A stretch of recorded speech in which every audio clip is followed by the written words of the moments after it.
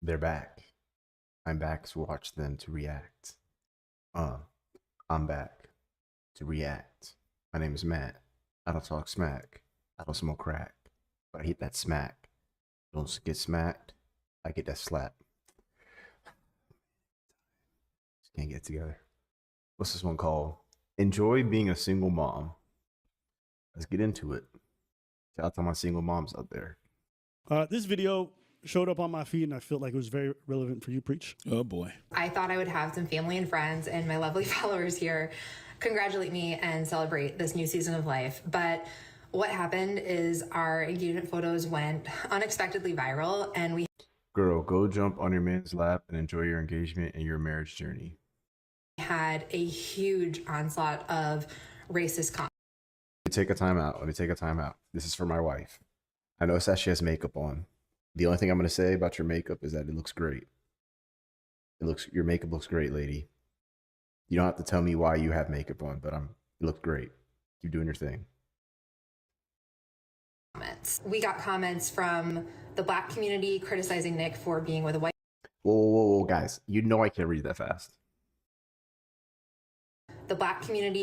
As a proud Black woman, I would never lay with a Caucasian or even allow him to spill his seed into my body. I don't hate anyone, but I could never in good conscience or in honor of my ancestors or respect to me and my people mix with a Caucasian. I don't even look at them as possible love interest because I love and honor and respect myself too much. Besides, my thoughts would be were his ancestors the ones who violated mine.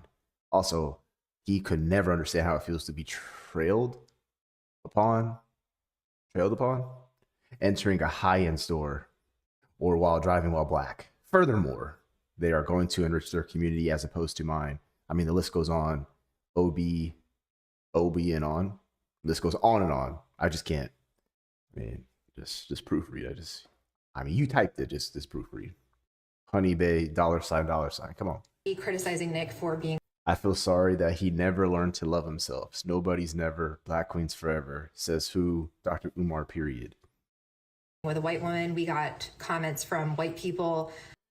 Descendants are directly downgraded, leading to racial deterioration. Blacked. Single mom. Genes ruined. Your child will also be Black. And other races. Black single mom. Blacked. Genes ruined. Good Lord. I was ruining my bloodline, which is absolutely disgusting. And we got tons of comments talking about how I'm going to end up being a single mom, how we're going to get divorced, how this is disgusting. And I guess we just live in a bubble in California, but I never thought that that would be something we would be dealing with. See, that's your problem, living in California. With our engagement photo announcement was starting to take a toll on my mental health. And so I decided to take 2 months off of creating content full time and reevaluate my boundaries with social media. The reason I started creating content in the first place is I didn't see representation of us and our family and our lifestyle. In my mind, it's just the modern day relationship. When I go to the store in the San Francisco Bay Area, I see tons of mixed kids and mixed families. And This is just an aside. This is something I discovered. Let you in on a secret. Ready? Any mixed kid, just test this theory. Any mixed kid has an N in their name. Like it's either Jordan or Jaden or Julian. It's like something as in an A-N, E-N, I-N, O-N, U-N. Like it's always something in. Like I don't know how to explain it myself, but like just you'll peep in now. Jaden and the Julians and the Jordans and the Christians and the everybody light skinned, everybody biracial kid has those kind of names. It's just something I peeped. But Matt, your wife is Hispanic. Wouldn't your kid be biracial? Hey, I don't have kids. It's just a theory. wanted to bring more of I'm doing a scientific social study, collecting data. that to social media. So when I was reflecting on where to go from here and what boundaries to reassess, I am going to show less of my partner on social media, but we both agree that it's important to continue showing up and having representation, and that the hateful commentary on our engagement post, it is an indicator of a society that is so sick and divided, and our presence here is important and necessary. What are your thoughts? What are my thoughts? I appreciate you asking me. Abba. So my thoughts are this. Hold on, let me just fix myself real quick. So these are my thoughts. I don't think there's a right or wrong answer. If you want to take a break from social media, it's your prerogative. If you want to double down, it's your prerogative. People on the internet, people that leave negative comments, like the lady left the whole paragraph. That's too much time on social media. Just like even if it's a positive message and it is, you're now seeing yourself reaching, you're like, should I hit enter to make another paragraph? That means you've typed too much. That means you got to delete some stuff, shorthand it, shorten it, whatever you need to do. As it relates to, being a biracial couple online, I'm gonna say a portion that is less sympathetic. I'm gonna say a portion that is sympathetic. My less sympathetic part is going to be right now. So if you want to skip ahead to the sympathetic part. The unsympathetic part is, hey, that is the price of doing business. If you are going to put yourself on the internet, whether you're a male, a female, whatever you identify as, if you're in a racial relationship, if you're in the same race relationship, you're subjecting yourself to criticism, you're subjecting yourself to negativity, to threats, to all sorts of insults. That is just the ramification of using the internet. Now, we're too far gone as the internet as it pertains. As we stay in here in 2025 on Al Gore's internet, that's just how it's going to be. The price of using the internet, the price of signing up for a social media platform is that I'm exposing myself to negative criticism. People are going to blow up in the comments. Even the last thing I just said, they're like, yo, this guy can't even speak English, bro. He keeps stumbling over his words. The exact same information I was just stating, the exact same information that I'm telling you guys. You're just price of doing business. Now, whether or not they can, you can mute your comments, you can turn them off, you can block certain people, you can hire somebody to go through and delete all the negative comments. That's your prerogative. But again, you are subjecting yourself to it as soon as you hit send, as soon as you sign up, as soon as you create an account, you're subjecting yourself to all the vile, vulgar people that live out there that have nothing but free time to say these things about you. That's just how it is. You cannot legislate, you cannot enforce rules that will counteract that. That's just a reality that you're going to have to accept. All right, now move to the more sympathetic side. All right. All right. How do I approach this without getting chewed up? Matthew Bryan. I will always be team women, right? I will err on the side of caution. If I hear two sides of a story and one is a woman and one is a man, I'll always err on the side of women because society as a whole has not given women the benefit of the doubt. Now, to double down on that take, I'd always side on the side of black women. So if it's a black woman versus a white woman or black woman versus a Hispanic woman, and there's two sides of the story, I'm going to err on the side of black woman. In that same vein, I know it's going to be a little confusing. If it's my wife, who is Hispanic, who's from Venezuela, and a black woman, I err on the side of my wife. So any other woman, I err on the side of my wife. I hope that makes sense, like on the hierarchy of levels. And I always get that. I always get well, you came from a black woman. Your sister's a black woman. Your family's a black woman. Your grandma's a black woman. Why didn't you marry a black woman? And just to sort of, I guess, open up and be vulnerable is you can only date who's within your social environment.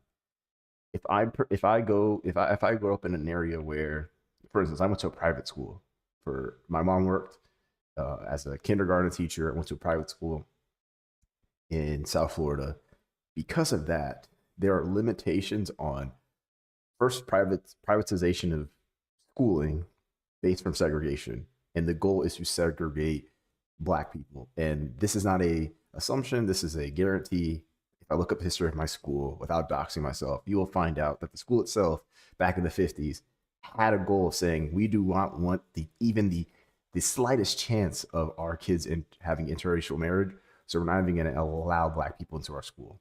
Obviously, down the line, the Florida Supreme Court was able to implement them and change that rule. Black people are allowed to attend the school, and the rest is history.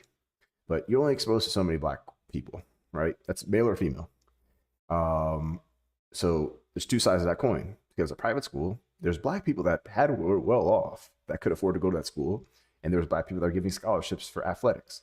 The black people are giving scholarship for athletics tend to be male. So let's just like kind of nip that. Like the athletic people that earned a scholarship to my private high school were males.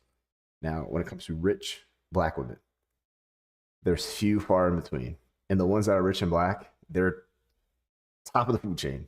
As a short black man, I am. Just trust me on this. Just take my word on this. I was not on the forefront of their mind. They're like, hey, not only can I interact with other rich black men that go to school. Once again, I'm not a rich black man that's attending this private school. I am a black man that's attending the school because my mom works there. So you have a category, you have a hierarchy of black men that are athletes and black men that are rich. And they can cater towards the black women that are rich. So it's a wash, right? Plus, don't even factor in like the height thing. And plus, this is when I'm in high school, so I look completely different than I am now. I'm not saying I'm a catch now, but I'm just saying is those are the fundamental differences. I'm not going to shy away from the objectivity of it all. Now, Matt, how does this relate to being sympathetic to their message? I'm getting there. As I move to college, obviously I'm exposed more and more to black women that are not white, women that are not privileged, women that are not rich, right? With that, now there's a hurdle. Now there's one more hurdle, a height difference. I'm telling you, I can give if I had a dollar for each time someone, a black one was like, Matt. Height was one thing. Another was my vernacular, my diction, my pronunciation of words, however you want to categorize it. Somewhere I was not black enough. I talked a certain way. My background is a certain way. I had certain interests. I love sports. I will talk about sports till I die. I was athletic, but I wasn't the best of the best. I wasn't tall. I listen to a certain kind of music. I like hip hop. I like rap music. I like hip hop. But I mean, if you were like, hey, pick a song that you got to sing for the rest of your life, I'd probably pick Rapper's Delight by the Sugar Hill Gang, which is a rap song, but it's old school rap. It's from the 70s. So it's not a really good measurement of, how I relate to the black community. And again, you might find it shallow, but this is the reality of the early 2010s. So I moved towards college. I mean, like I said, I'm in college, and that's what if I wasn't in a black fraternity, or I wasn't in a organization like there's Black Student Union, right? Black Student Union, great opportunity, right? Now everybody's college, we have the same mindset, we have the same outlooks on life. Now it's strictly the playing field is all the same, because there's nobody cares about how you sound or how you talk, or if you have a country accent, or from the inner city or from the suburbs. It doesn't matter. Now it's just, hey, we're all in the same playing field. We all got into college. With that, it strictly boiled down to how tall you were. That's it. It all boiled down to how tall you were.